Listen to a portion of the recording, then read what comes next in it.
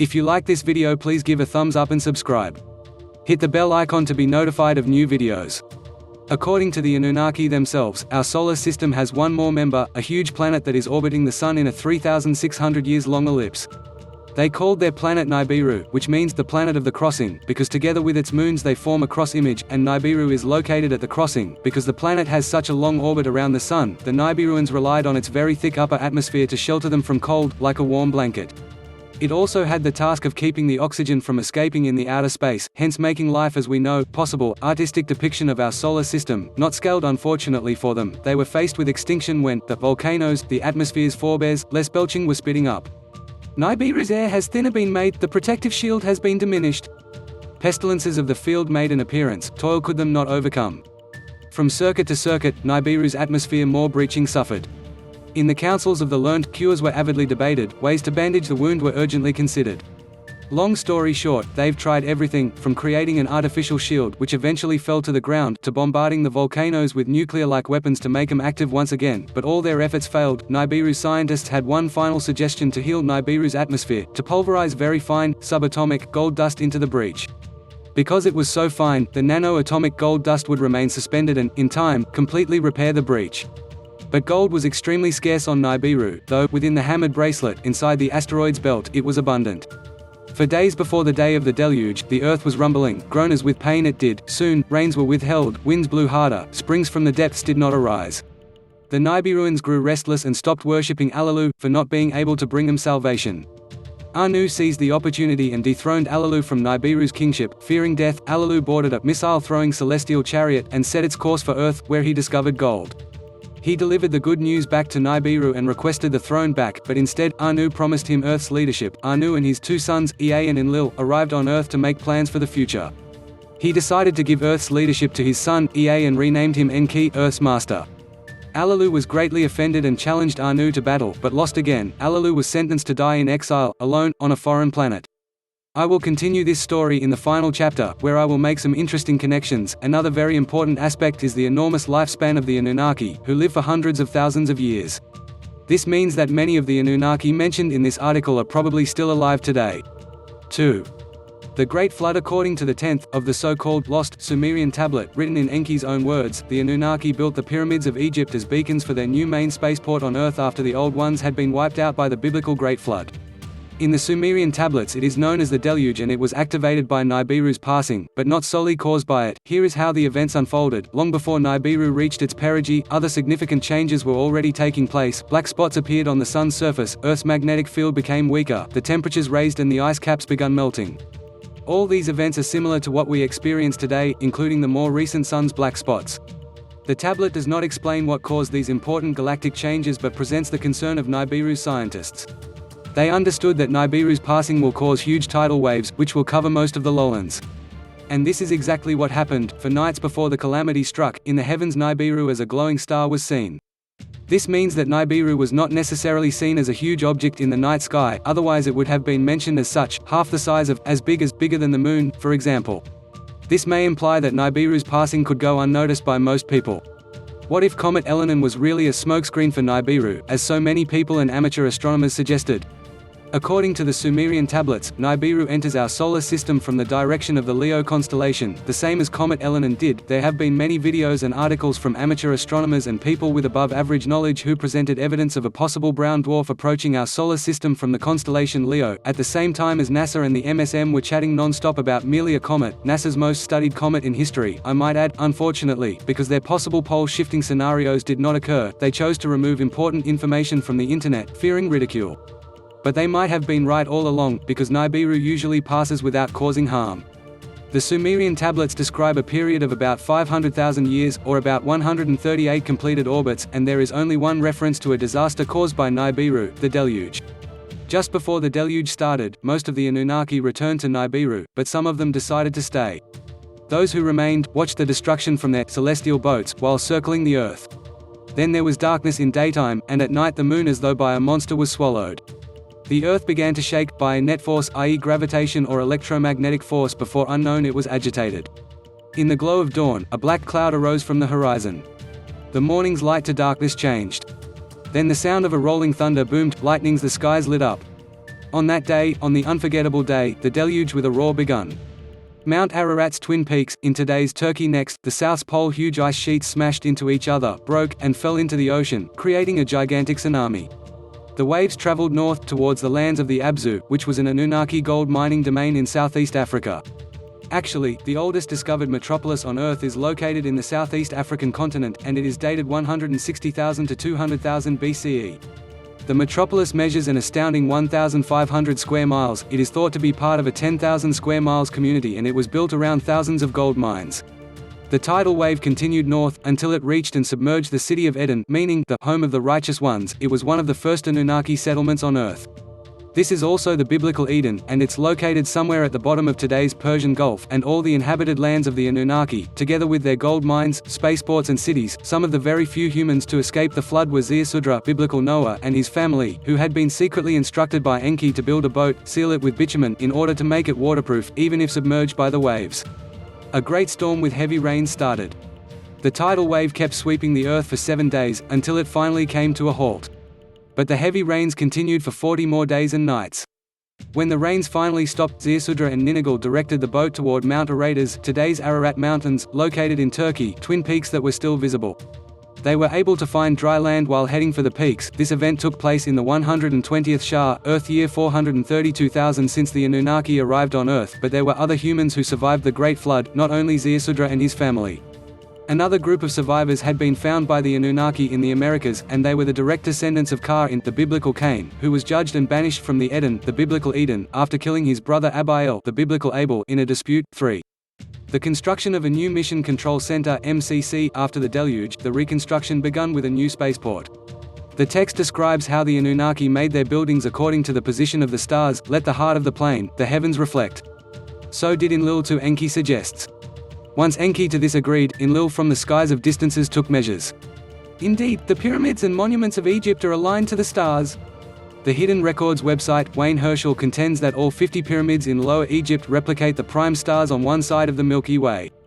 He also confirms Robert Bauval's theory that the 3 main pyramids of Giza conclusively represent Orion. However, he identifies a new scale interpretation very different to that of Bauval's. If one were to look for clues as to why the ancient Egyptians only represented one side of the Milky Way in their pyramid star map, what becomes evident is that all the stars, except for one, are not sun-like. Focus on the star pattern of the Pleiades and its important sun-like star nearby. This is an obsession shared by virtually all ancient civilizations. Also note the lower left pyramid formed by the Holy Trinity, stars and the Pleiades, leg of the bull. Is this the infamous elite pyramid with the all-seeing eye apex, Temple of Jupiter in Baalbek, Lebanon, either in Enlil's abode or Roman construction on top of the landing platform? The ancient site of Baalbek encompassed a paved stone platform of about 5 million square feet. Important to notice, Baalbek means the city of the Master or Lord, both titles being used by the humans to address the Anunnaki gods. Also, it hardly seems a coincidence that all except for one monument do not display the distinctive pyramid shape. It is the obelisk-shaped Sun Temple of Ra near Abusir that exhibits this very unique scenario. It turns out that the pyramids at Abusir represent the Pleiades, and that this nearby Sun monument may explain the reason for the entire star map. One of the 3 64-foot-long megaliths in the Baalbek terrace. Notice the man in the lower left-hand corner. Next, Enlil chose the spot for a new mission control center. A suitable mount he selected, the Mount of Way, showing, i.e. most probably the famous Temple Mount of Jerusalem. He named it, a platform of stones, akin but smaller than the landing place, i.e. the so-called Temple of Jupiter, from Baalbek, Lebanon, where Enlil's abode was also located, to be built there he ordered. Before proceeding, I must share some mind-blowing facts regarding the Baalbek site. According to fully qualified and practicing American civil engineers, the Baalbek Terrace is an amazing achievement, because of the size and weight of the stones involved in its construction. The platform and large courtyard are still retained by 3 walls containing 27 limestone blocks which have no equal in size anywhere in the world, as each of them weighs more than 300 metric tons. 3 of the blocks, however, weigh around 1,000 tons each. This block trio is world-renowned as the Trilithon. Consider also the even larger monolith lying in a quarry over a half-mile away from the main Acropolis. It measures roughly 70 x 16 by 13 feet and weighs an estimated 1,200 tons. Source: in its midst a great rock was carved inside and out, to house a new bond heaven-earth. It was made, one of the biggest cut stones on Earth, weighing approx. 1,200 tons. New navel of the Earth, aka MCC, the role of Nibiru-Ki, i.e. the original MCC, and Enlil's city in Sumer, called Nippur in Akkadian, before the deluge to replace. A new landing corridor for the ships coming from outer space was also needed. The landing path on the twin peaks of Arata in the north was anchored. To demarcate the landing corridor, Enlil 2 other sets of twin peaks required, to delimit the landing corridor's boundary, ascent, and descent secure. Where the second set of twin peaks was required, mountains there were none, only a flat land above the water-clogged valley from the ground protruded, artificial peaks thereon we can raise. So did Ningishzida to the leaders say. Probably, a fairly accurate depiction of the completed pyramids. Ningishzida equals son of Enki, he was a master of genetics and other sciences. Later, in ancient Egypt, he was known as Thoth. This is the reason why I warned you to be cautious about the so-called Emerald Tablets of Thoth the Atlantean. It's just another Anunnaki deception. IV. The construction of the artificial mounds, i.e. the Great Pyramids of Egypt, on a tablet, the image of smooth-sided, skyward rising peaks for them he drew. If it can be done, let it so be. Enlil with approval said, "Let them also as beacons serve." The following passage is very important, though it may be overlooked if careless. On the flat land, above the river's valley, Ningishzida a scale model built, the rising angles and 4 smooth sides with it he perfected, next to it a larger peak he placed, its sides to Earth's 4 corners he set, by the Anunnaki, with their tools of power, where its stones cut and erected, beside it, in a precise location, the peak that was its twin he placed. Beside it, in a precise location, the peak that was its twin he placed. If you have read the suggested article in the introduction, then you understand how important is the description of how Ningishzida aligned the Great Pyramid to Earth's 4 corners. Here is an excerpt from that article. The geographical orientation of the Great Pyramid is probably the most amazing characteristic. Its sides are almost perfectly placed from NS and EW. It is almost perfectly oriented on Earth's true north. The true north is calculated on a map by using the longitudinal lines, and it's not the same as the magnetic north, indicated by the compass. Eco, covered with white limestone and its electrum capstone in place above passage of the tablets, also explains how the Anunnaki used their tools of power to cut and put in place the massive stone blocks. Erecting pyramids was probably a small effort to them, and as a result, we have already discovered thousands all over the planet. The Great Pyramid was built to have galleries and chambers for pulsating crystals. As I mentioned before, we have a lot to learn about crystals, and I am sure that we will use them for multiple different purposes shortly. When this artful peak to the heavens rose, to place upon it the capstone, the leaders were invited. Of Electrum, an admixture by Gibbel, another son of Enki, in charge with metallurgy and maker of magical artifacts, fashioned, was the apex stone made. The sunlight to the horizon it reflected, by night like a pillar of fire it was, the power of all the crystals to the heavens, in a beam, it focused. According to different accounts, the pyramids had been covered in white limestone, and we can only imagine how beautiful they were, gleaming in the desert sunlight. Marcus Antonius, a Roman politician and general, described the Great Pyramid more than 2,000 years ago as shining like a precious jewel while being visible from 100 miles. The description of the apex stone's role in the night can be accepted both literally and figuratively, and personally, I think both descriptions are accurate. Literally, the capstone was somehow able to emanate the light of the pulsating crystals from inside the pyramid toward the heavens, and figuratively, it was also used as a GPS-like landmark by the Anunnaki spaceships. Further, the Sumerian tablets describe the interior of the Great Pyramids. When the artful works by Ningishzida designed were completed and ready, the Anunnaki leaders the Great Twin Peak entered. At what they saw they marveled. Ika, house which like a mountain is, they named it, a beacon to the heavens it was. Opening parenthesis ellipsis closing parenthesis. Then Enlil by his own hand the Nibiru crystals activated. Inside, eerie lights began to flicker, an enchanting hum, the stillness broke. Outside, the capstone all at once was shining, brighter than the sun it was. On a separate account, its interior with a reddish light of heaven glows. Now we have the confirmation that the capstone was not reflecting the sun's light, but it was in fact emitting an even brighter light, once the device was activated. Hence, my previous assumption, that the pyramid was used both as a visual landmark and global positioning system, is proven correct. Click the following 2 pictures, in order to enlarge them. Do you believe in alien life and or UFOs? Follow us on Facebook, Rumble, Twitter, Instagram. Or you can join or group off of social media here. NE, Mount Ararat's tallest peaks, equipped with guiding beacons. SE, the approximate location of the Eden, the biblical Eden. W, Enlil's abode and location of the first spaceport, after the deluge. West, lower. The location of the Mission Control Center, SW, the Great Pyramids of Egypt, equipped with guiding beacons. Probable flight path, as seen from above the Ararat's peaks, towards the Great Pyramids of Egypt. Ekur and the lion with Ningishzida's face. Artistic reproduction. V. The construction of the Egyptian Sphinx. While the Anunnaki were still celebrating the construction of the artificial mounds, Enki offered a suggestion to his brother, Enlil, when in the future days it will be asked, when and by whom was this marvel fashioned? Let us beside the twin peaks a monument create. The age of the lion let it announce, the image of Ningishzida, later known as Thoth, the peak's designer, let its face be, let it precisely toward the place of the celestial chariot's gaze, when, by whom, and the purpose let it to future generations reveal. Enlil agreed with Enki's suggestion and decreed, "Let the gazing lion, precisely eastward facing, with Ningishzita's image be." Marduk, Enki's firstborn child and his legal heir, was enraged by his father's and uncle's decision. He demanded his image to be carved on the lion's face because the pyramids were situated on his domains. This stirred the other Anunnaki to ask for more domains and human slaves, and the ceremony was about to degenerate. Ninmah, a half-sister of Enki and Enlil, intervened and proposed a fair spread of lands and human slaves among the ruling Anunnaki. The proposal calmed everyone down for the moment but eventually led to many infamous wars, this time acknowledged by our history. Marduk received the lands known to us today as ancient Egypt, where he was later worshipped as Ra. VI. The summary of the events that followed the next chapters is long and not strongly related to the main subject of this article, so I will make a summary of what happened next. Marduk Ra replaced Ningishzita's Thoth's face from the lion monument.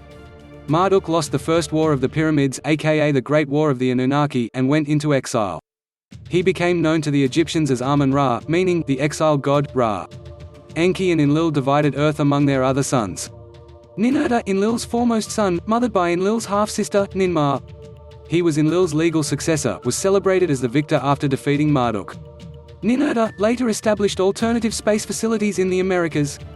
Anu, Nibiru's king for the past approximately 500,000 years, decided to come to Earth one more time but accompanied by his spouse, Antu. The Anunnaki debated many plans for the future, including how to keep mankind obedient. To celebrate Anu's second coming to Earth, a new year count was established by the Anunnaki. Pardoned by his grandfather Anu, Marduk remained rebellious and later usurped a site, planning to build an illicit launch tower. Frustrated by the Enlilites, he also seized the second region. Ningishzita, who was known in Egypt as Thoth, was deposed by his brother, Marduk. He took with him followers and flew to the Americas. Marduk declared himself Ra, the sun god, and replaced the lunar calendar used by the other Anunnaki, with a new one, based on the sun's movement.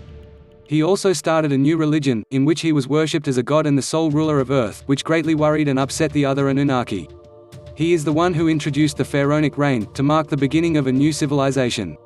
For the first time, demigods, half Anunnaki and half human hybrids, ruled as kings on Earth. They also served as priests in palaces and temples. They are today known as monarchs and rule mankind in the name of the Anunnaki ever since. Enki was known as Path in Egypt, which meant the developer, and commemorated his greatness in re-establishing the civilization after the deluge. The Anunnaki were known as Neteru in Egypt, literally meaning the guardian watchers. Marduk proclaimed the coming age of the ram as his sign and demanded Earth's leadership. Ningishzita started building stone observatories to prove otherwise. This is clearly one reason for some of the dozens of monolithic stone observatories erected all over the planet, in all major cultures. Marduk built Bab-el-I, Babylon, in Mesopotamia, literally meaning the gateway of the gods. Armies raised by his son, Nabu, attempted to seize the Anunnaki spaceport. Overruling Enki, the Anunnaki decided to use the weapons of terror, similar to today's nuclear weapons. Ninurta and Nergal obliterated the spaceport and the Sinning cities with nuclear weapons. The drifting nuclear cloud brought death to all in Sumer. Bab-el-I was among the few places to survive the calamity, so Enki saw it as an omen of Marduk's inevitable supremacy. Finally, Enlil accepted Marduk's supremacy and retreated to the faraway lands. Apparently, this chapter was not strongly connected to the main subject, but I intended to show you that important Anunnaki figures went to the Americas, where they built new space facilities, most probably including pyramids as well. This is important evidence that the great Mesoamerican and South American civilizations Olmec, Toltec, Maya, Aztec, Inca had also been established by the Anunnaki. Important historical accounts were the same as those of the Sumerians: the creation story, accounts of flying gods which arrived on Earth from the stars, the story of gods revealing great knowledge to the humans, the practice of human and animal sacrifice in the name of their gods, demigods serving as kings and priests, worshipping rituals, astounding knowledge of the stars and the passing of time, incredibly accurate and complicated calendar. Finally, they had the knowledge to build dozens of pyramids and megalithic structures across the Americas, but one of the most amazing connections, at least for me, is Ningishzita's name in the Americas, according to the Sumerians. He was known as, get ready for it, the winged serpent. Does this ring a bell to you? All major Mesoamerican civilizations worship the same god. The Incas called him Viracocha, the Aztecs Quetzalcoatl, the Kaish Maya Cuicamats, and the Toltec and Mayas Kukulkan. His name means the same thing, in all cultures, the feathered serpent, which means that he possessed the ability to fly. My final connection refers to the story of how the gods of Mesoamerica returned to the stars in their flying vehicles, just like it happened in all major cultures. And since I've mentioned the flying vehicles of the gods. 7. The flying vehicles of the Anunnaki. Here are how Endubzar, Enki's scribe, described one of the flying crafts of the Anunnaki. I looked up and lo and behold, a whirlwind came out of the south. There was a reddish brilliance about it and it made no sound. And as it reached the ground, 4 straight feet spread out from its belly and the brilliance disappeared. And I threw myself on the ground and prostrated myself, for I knew that it was a divine vision. Egyptian papyrus depiction of Ra's, Marduk's, arrival on Earth in a flying disc, definitely a famous Anunnaki whirlwind. The whirlwind lifted itself as a fiery chariot and was gone. Opening parenthesis ellipsis closing parenthesis. It carried me swiftly between the earth and the heavens, as the eagle soars. And I could see the land and the waters, and the plains and the mountains. The Anunnaki used the so-called whirlwinds for flights inside Earth's atmosphere. The so-called celestial boats were bigger flying crafts that could host numerous whirlwinds. The celestial boats were also used for space travel, similar to the concept of a mother ship. The celestial boats had been used by the Anunnaki to travel from and to Nibiru, but had also been used by the remaining Anunnaki in the time of the deluge. For the entire period, they were able to stay aloft in their celestial boats, which did not require any kind of fuel. Original 1976 Face on Mars image, from the Viking orbiter. Credit, NASA. Finally, the third flying craft model of the Anunnaki was similar to the concept of a rocket, and was used to send the refined gold from Earth to the Anunnaki bases on Mars. 8. The Martian bases of the Anunnaki. During NASA's Viking missions of 1976, the orbiters Viking 1 and 2 took aerial photographs of Mars' surface. In an area that is now referred to as the Cydonia complex of Mars, the orbiters took some very controversial pictures, consisting of a large and detailed humanoid face, the size of a small mountain, and several pyramidal structures in its vicinity. NASA, of course, rushed to deny the possibility of anything else than a natural rock formation, stating that the resemblance to a humanoid face is nothing more than an optical illusion. The second released picture, of a vaster area, was even more controversial because there was also a pyramidal complex visible, and what appeared to be the ruins of an ancient city, the face and the City of Pyramids from Viking 1, July 25, 1976. Credit, NASA. According to author Wayne Herschel, the Martian pyramids are a replica of the Pleiades, even in black and white color. To the untrained eye, the resemblances to pyramids seen from above and a humanoid face are striking. Mars-Pleiades connections. Credit, Wayne Herschel. As I have promised in the introduction, I will now continue the story about Alalu's exile, and make the necessary connections. The Anunnaki built permanent bases on Mars after sentencing Alalu to die alone in exile. Anu continued, neither on Earth nor Nibiru shall the exiling be. On the way, there is the Lamu, Mars planet, with waters and an atmosphere endowed. Its net force, gravitational pull, is less than that of Earth forceful, an advantage in wisdom to be considered. Opening parenthesis ellipsis closing parenthesis. On my departing from Earth, he with me shall make the journey. Around the planet of Lamu we shall make circuits, to Alalu a sky chamber we shall provide, to the planet Lamu in it he will be descended. Alone on a strange planet in exile he shall be, his days to his last day by himself to count. Anzu was the designated spacecraft pilot for Anu on his way back to Nibiru. He decided to make his name and stay with Alalu on Mars until his death. As I have mentioned before, for space travel the Anunnaki used the so-called celestial chariots, which were large mothership-like spacecraft. There are many references in their accounts of how the space chariots were influenced by the gravitational pull, or, how recent alternative studies suggest, electromagnetic force, of the planets. This meant that these crafts were not anti-gravitational vehicles, which are entirely unaffected by gravity. As alleged insiders from our real space programs suggest, we currently have very advanced spacecrafts as well, which can create and ride so-called anti-gravitational waves. This concept is similar to a surfer riding a wave. And it is only logical that this type of craft has limitations when it comes to entering inside a planet's atmosphere because it is not shielded by an anti-gravitational bubble.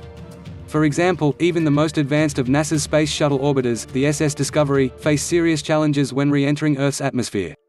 It needs to enter at a certain angle and a certain speed, otherwise, it would break into pieces. For example, in 2003, the Columbia orbiter broke up during re-entry, over Texas, all 7 astronauts died. Anu's daughter, Ninmah, who was a medical officer, was sent to Earth. On the way, she landed on Mars where Anzu told her of Alalu's death. He found a cave inside a big, mountain-like rock and buried the former king of Nibiru there. Alalu ruled his home planet for 9 shares equals 32,400 Earth years. For the first time in our annals, a king not on Nibiru died, not on Nibiru was he buried. So did Ninmah say. Let him in peace for eternity rest. And now, here is the most interesting part. The image of Alalu upon the great rock mountain, with beams they carved. They showed him wearing an eagle's helmet, astronaut helmet, his face they made uncovered. Let the image of Alalu forever gaze toward Nibiru that he ruled, toward the earth whose gold he discovered. So Ninmah, in the name of her father Anu did declare. Weekly World News published this artistic reproduction of the so-called Martian face, artistic reproduction of Alalu's tomb and face. This is how the construction of permanent bases on Mars started. 600 Anunnaki came to Earth in the beginning, while 300 more went on Mars. The second one was called the Igigi. For the next approx. 500,000 years, the Anunnaki sent refined gold from Earth to Nibiru, via the Martian base. Anzu, to you Anu the king his promise shall be keeping. 20 heroes with you here shall remain, the way stations building to begin. Rocket ships from Earth the golden ores shall here deliver, celestial chariots from here the gold to Nibiru shall then transport, hundreds of heroes their abode on Lamu shall make, you, Anzu, shall be their commander. Thus did Ninmah, in the name of her father Anu, to Anzu say.